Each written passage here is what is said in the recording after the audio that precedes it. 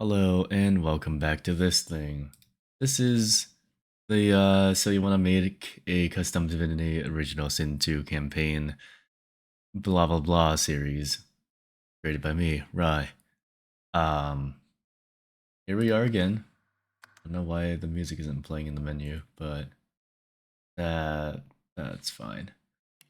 Anyway, this is Divinity. To those who are not aware, this is Divinity Original Sin 2 Definitive Edition.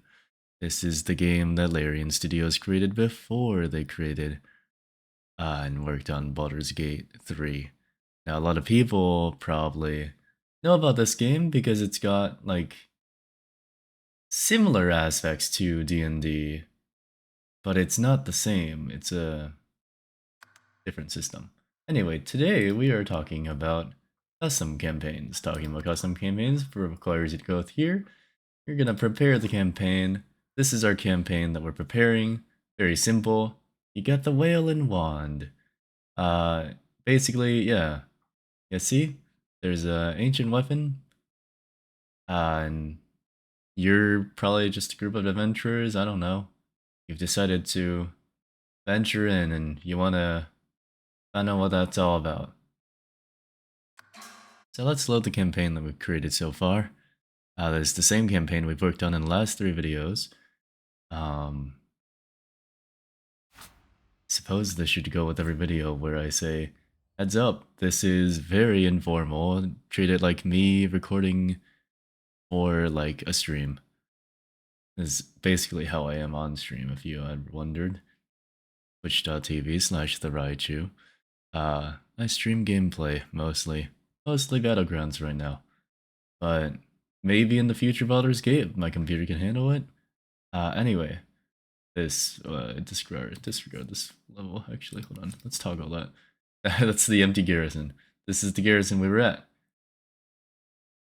Just to refresh you on what happened before, let's go back into this. Just a refresher. We love refreshers. Alright, here we are. This is the scene.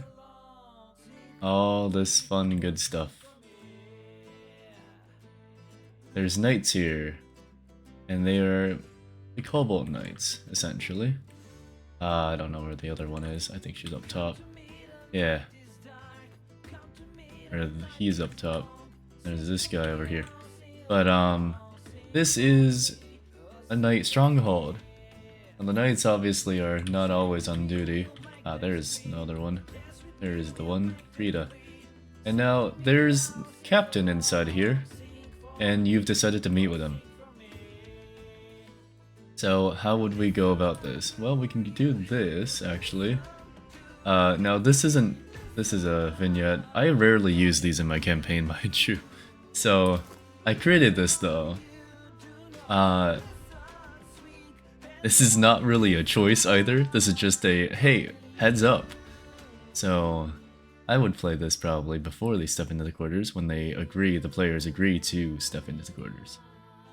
As you step into the Captain of the Cobalt Order's quarters, you immediately sense that something is off. Not only are you stepping into a captain's quarters without official documentation to do so, you're also not the only ones here. Surrounding Captain Spindandy, yes, Spindandy, are a group that can only be best described as marauders or bandits, an unlikely group.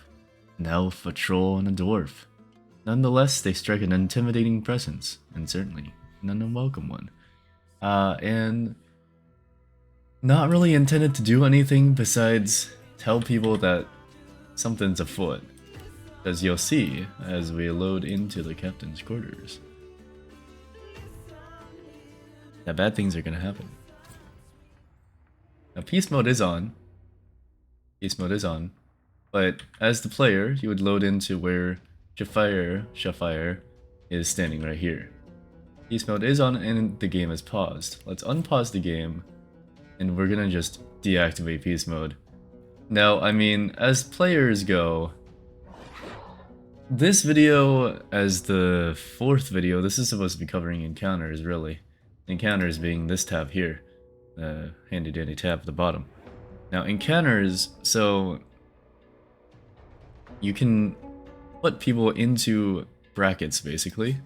You can change them so they can be neutral. So when we enable peace mode deactivated, these guys are just here. Now this man is dead on the ground. That's of concern, obviously. And let's just make it more of concern. He's freshly dead. But this is the captain you're here to meet. He looks a little scuffed up.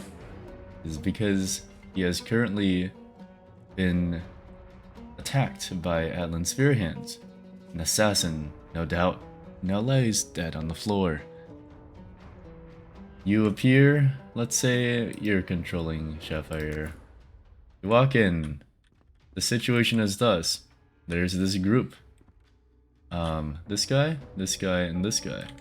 They're menacing the captain over here.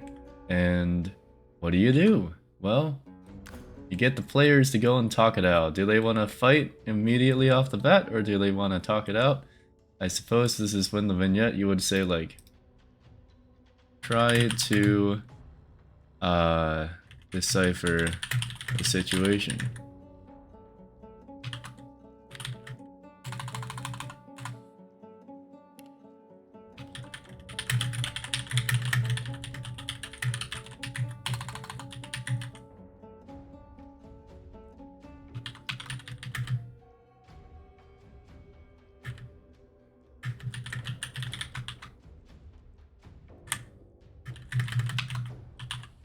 Here, let's do that.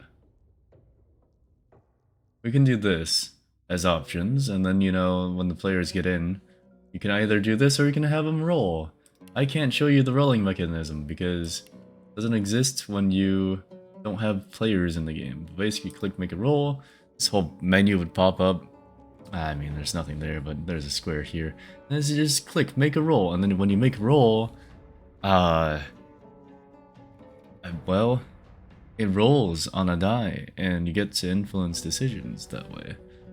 But nothing happens here right now. The game is paused, and we can actually unpause it right now.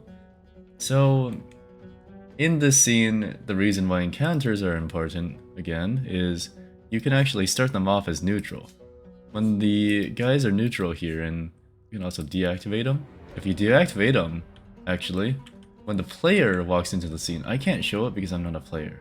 But if this campaign was live, the player walks into the scene. These people, you see them because you're the DM or GM, but to the player, these people are invisible. They are not present. So when the player walks into the scene, they only see the captain, but they hear the captain talking to someone. And they're a little confused, probably. And you know that there's people here, and you're not the only ones. Now, I did think there was a way at some point to activate encounters, but I apparently was wrong, and you can't. That's unfortunate, because I thought there could be, but I was clearly wrong. I thought there was a way to activate an encounter, but you know what? We can just do it the old-fashioned way. The reason why I like encounters, though, is because you can influence a set amount of people at once. So, say you all wanted to make... we should probably switch to a different scene, but basically, the way this encounter works, I mean, they're in discussion. Say you selected the diplomatic option. You'll see Quillian here, and he will approach the captain, and he'll be like, you know, talking to him about trivial stuff. Hey, give me all your money, otherwise I'll slit your throat. And the captain does not care. This man does not give a shit. You see how much ability he has? Do you see the BS he's got? Yeah, this man will prepare for combat. And what do? Negotiations have broken down. What do we do now? Well, it's only fair, right? It's only fair. Now for combat, I will note this. I haven't clicked anything besides made them enemies and allies. You can choose whether or not you want to play as these characters or not. If you do so, just know that once you choose, they will no longer act according to their own wishes until combat restarts, essentially. So right now they're all fighting. The AI is fighting. But say I want to take control of Shafire. We possess. We immediately go into everyone view. This is now an everyone view of every character that's not a player character. Players control their own characters. You as the DM, or the GM in this case, control every single other character. But you can also let them play. So if you do let them play, and don't possess them, you can also... I mean, I suppose we should set these, actually.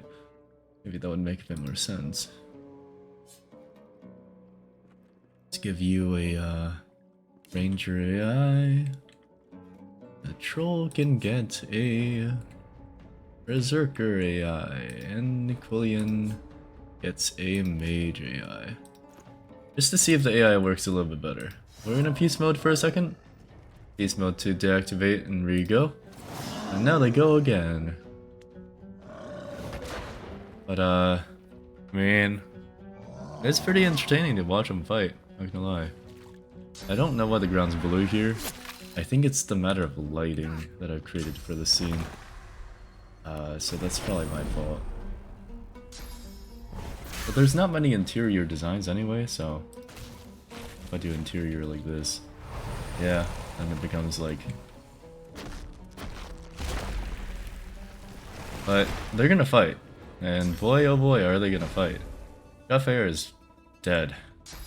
This guy, at this point, if you're in the adventure, you're probably around level 5 or 6 if I'm being generous to you. This guy's a boss, like a mini-boss at best. Or at least a mini-boss, at most, just a straight-up boss. You've got an AI helping you, but she's level 6 and she just hit herself, I think. She's gonna die at this point. Oh yes, she's dead. But you might wonder, is this, you know, is this just gonna end with the guy dying? No, of course not. This is Spin Danny. He's really strong. Maybe we just watch this play out, shall we?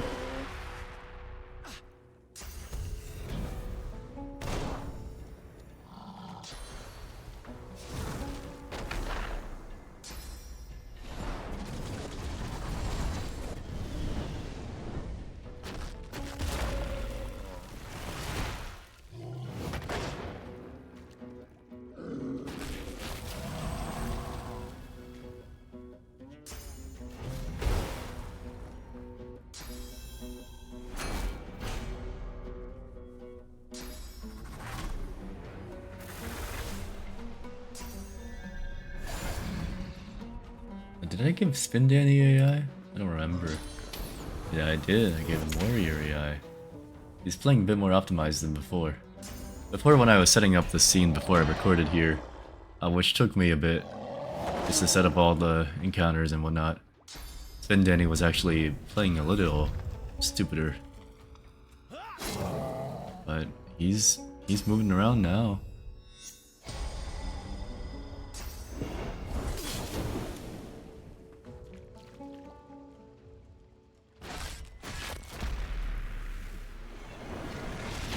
But despite this being a 3v1, Spin Danny... I could say that Spin Danny is really not doing that bad. At 100 HP, but he's got a lot of armor. And these guys are... yeah, they're pretty... they're pretty strong. What can you do? He will eventually die. Well, that's where your job as adventurers would come in. Let's stop that. Let's stop that. Let's reset them, in the case, you know, there is a need for it. We'll put them over here. Oh. Spin Danny got killed by me. Whoops. That's my bad. And we'll reset them to where they were. We'll res the one lady over here. And we're back to the beginning, essentially. And that's why you save your characters, by the way, in the case you accidentally destroy them or something. You can always bring them back. I could have sworn there was a way to turn them on and off. Like, I know you can deactivate here, but I could have sworn there was a reactivate. I apparently am wrong, so I'm a little saddened by that. If I can figure out how I did it, that'd be great. I could have sworn there was a way, but I don't see a way right now, and if I activate just one of them, it doesn't activate the rest.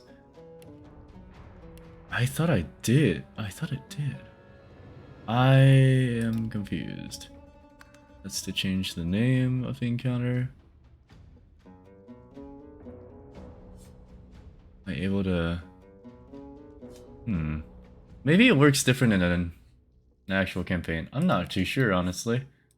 Honestly, a lot of this knowledge comes from a campaign I did with friends about a year ago, give or take. And so everything in that happened for me happened within the realm of the game, taking place live.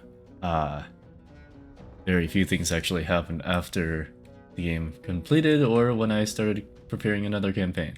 So it is what it is, but you know, to set this up, let's just explain what I did, because this is the crux of the series, just to explain things. Encounter set up. Alright, and it's also fair to point out, similar to what I did to the empty garrison here, say honestly the campaign is literally just, oh, we already have an encounter 1 here, but say we have encounter set up here, and say, you know, your next destination is over here, to the, I don't know, the high Avesri Strait. I don't know. Oh, nope. Hold on. There we are. Sure. This is like another pivotal small town or whatever. Doesn't matter. We can actually use encounter 1 probably. Because encounter 1 definitely is not anything huge. Let's do a straightaway if we can find one of those. Just a normal plains quiet road A, that'll do. And then let's load the level and start making an encounter. So, as we turn around our character, so this is where the scene starts. You walk down this way. This is literally a road. Nothing here, nothing of concern. Game unpause. Let's set up some encounters. Let's make an encounter. This will be called... Oh, see here, hold on. It does say activate encounter. Wait a minute. I've been lying to myself this whole time. It's the logic that you can't activate it because it's like got people in them. Wait a minute. Wait, if I deactivate this now... Wait. If I deactivate him, I can activate him. Why is that? Let's put multiple people in there. Now can we deactivate? We can deactivate, and we can activate. Why could I not have done that before? Is it because of peace mode? No. I'm confused. Is it because of enemy? No. Okay. Let's, you know, I don't know why things don't work or don't work or work anymore. I thought I knew something, but you know, essentially it should be able to do that. So I was correct in thinking that I could do it before. So we're gonna rename this bandits because bandits are bandits. And well, let's see, where would these bandits be? Probably hiding, so let's actually make them hide. This guy is probably blocking the street because he's a real fucker like that. And let's give him names because we love giving people names. This guy looks like a Bale Rin Grump Stump. Yeah. You just fought, probably at that point, at Captain's Quarters, fought at level 10. You're probably level 8 or 9 now. So we'll give you a level 8 bandit. And let's see what I can give him here. Oh, we can look even more scary. No, you'll just be like this, and then you'll clothing color, change a slight bit, I guess. But I mean, these guys are presets, so they can't really change their colors anyway. We will give you this blade. usually what I do with all the preset weapons that go on a guy, just because the players need options, I will go through, maybe I'll make this a rare, we'll give it finesse 1 and, I don't know, lore master, why not? Like, just so players get something out of it. You can also just generate stock, or you can generate an item here. But, you know, just so people can get something out of it. And then don't forget about this. This is a ESP game. This is very important. For level 8 at this point in the game, we'll give them 6,000 EXP. So when you kill them, you get something out of it. We got this lady here. Oh yeah, she's got spells. Good, decent. Let's duplicate your wands over. And then we'll make one of them fire. I don't even know what this one currently uses. Fire. It's fine. This is how it should go. I don't know why it didn't allow me to deactivate activate before. Oh, see, deactivate activate. Correct. Okay, cool. And then let's say here, and we can rename this as party. Party, which is ally, comprises of, well, we have Shellfire. She's the party now. She's the proxy party, at least. Shellfire. She's the party. She walks into the scene. Let's go! Yay! You can literally run it like, hold on, suddenly, as they're running towards it, you're like, suddenly, you hear rustling in the bushes. And then maybe they like investigate or whatever. And you can be like, aha, it's bandits. And you can do it that way. You can activate one at a time. It's up to you. I like to do this with these type of encounter scenes. You say you create another encounter here, and this one is called Beasts. And now you can add a separate group to this madness.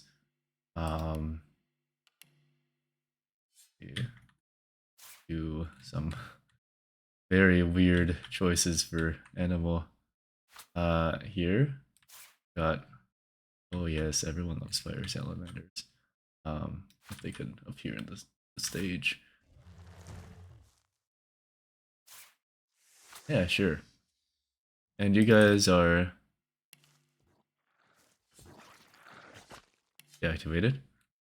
And we can actually move them a little bit. Run out of space. We really can't move them. Okay, never mind. Let's say, by the logic of this one, maybe the beasts are here first. The beasts are here, but they're neutral. Neutral in this game, in Divinity, the logic is neutral until attacked, I believe. So if you attack them, they will become your enemies. But if you don't really have to worry. Maybe they talk to you. Maybe they tell you that there's bad people around. Maybe their quest is to kill these guys. And that's when you get to activate these guys. If you want, and say, for example as well, say the enemy, or say the characters, player characters, they kill this thing. They kill that, they kill the turtle. They've all deceased. But deceased enemies, usually I will keep them on the field. I will say that. Because for the pure sake of demonstrating that, and we can not worry about having these abilities on her later. Let's get to our spell book here for the player proxy. I'm gonna just change her name here for player proxy, just to make things easier. And we'll up you to level 8. And we are going to do, here's the thing, we can do this. We can also do,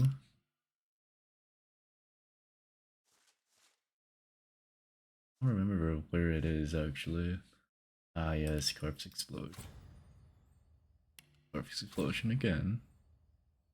And then we have her in the scene. And well, what do you do? Your corpse explode, of course you do. It's only fair you do. And you do that. And that's because corpse explosion can only be used so many times.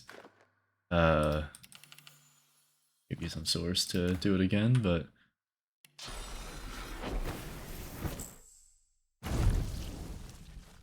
so yeah, resources. But you don't have to keep them around. Maybe you don't have any mages in this party. They're advisors. Well, just get rid of them. If you get rid of them... Oh, I see. That's why you couldn't deactivate them. I understand. I forgot about this. They all have to be alive or dead to deactivate, it looks like. Or rather, they can't be dead to deactivate. But you just deactivate them, I guess. And that way, you don't see them. You just move them away. Maybe it's a little weird to see them moved away, so you're just like, alright, your corpses. Here, we'll just like put them all here and you can pretend like they don't exist, you know?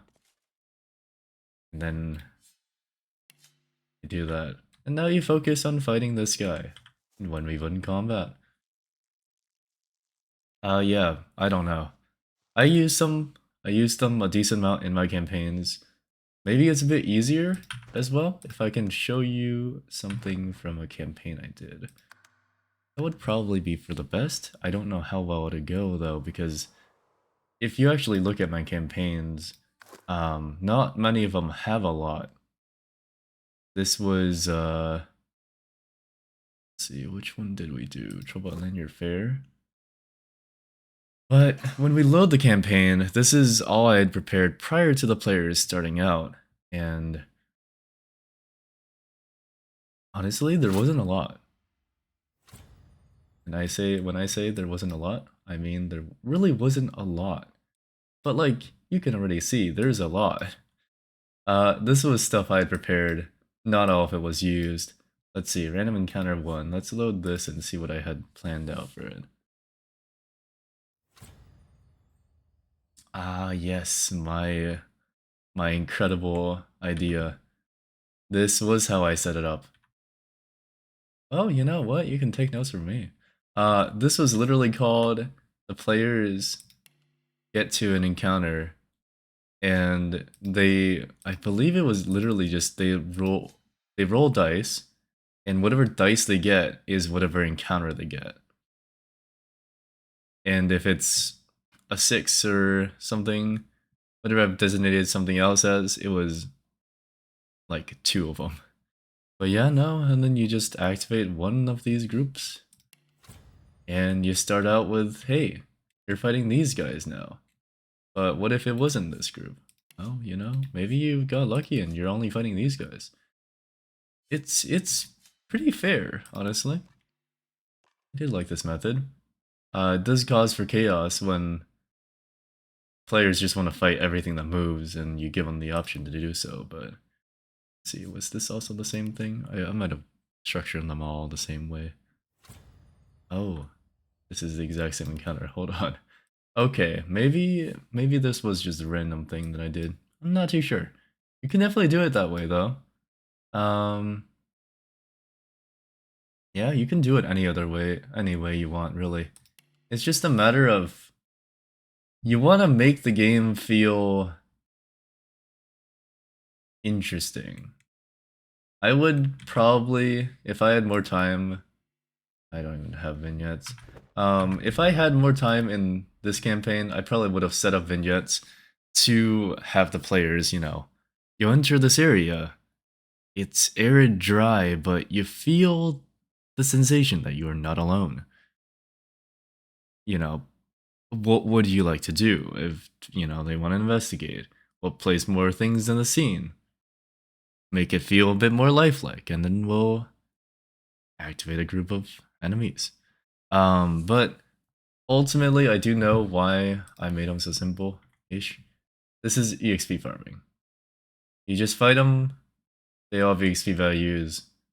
We're here to level up our guys. And the reason is because you start here and you go this way.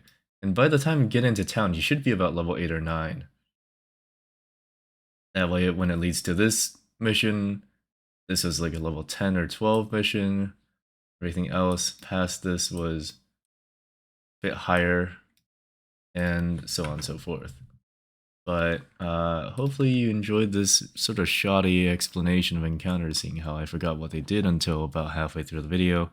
But you know what? At least I figured it out so you didn't have to. That's the whole point of this series after all. But yeah, encounters. You set them up, you group your enemies and your allies, and you can activate it, deactivate them at will. Helps you keep track of a whole bunch of NPCs in a level, and yeah, go on and make stuff happen, I guess. I don't know how many videos of this type I can make past this one, because I feel like I've covered the main things in the campaign. I guess maybe the last bit is just everything, a summary, but until then, thank you for watching, and if you want to check out other videos of the series, it should be recommended to you, but otherwise you can go to my channel and stare at my random list of random videos I do. Yep, thank you, and if you're watching this at this point, I don't know, you can subscribe to me if you want. I don't plan on doing videos super regularly is the main thing. Got a life and a job, unfortunately. But when I can, I will go and make things based on what I like. So, you might see in the future Baldur's Gate 3 videos. You might not. Depends on if my computer can handle it or not. Right now, the answer is no. Right now, the answer is when I play that game, it heats my computer up to about 100°C. And that is not a good number. But regardless, that's the game. And if this helps you do anything on your own campaigns, that is appreciated. And, you know, good luck, future DMs and GMs. This game is very fun, very extensive, and I love it so very much. So, have a good one. I'll see you in another video. Goodbye. Goodbye. Not my intention to cut my words, but I'm just rambling now.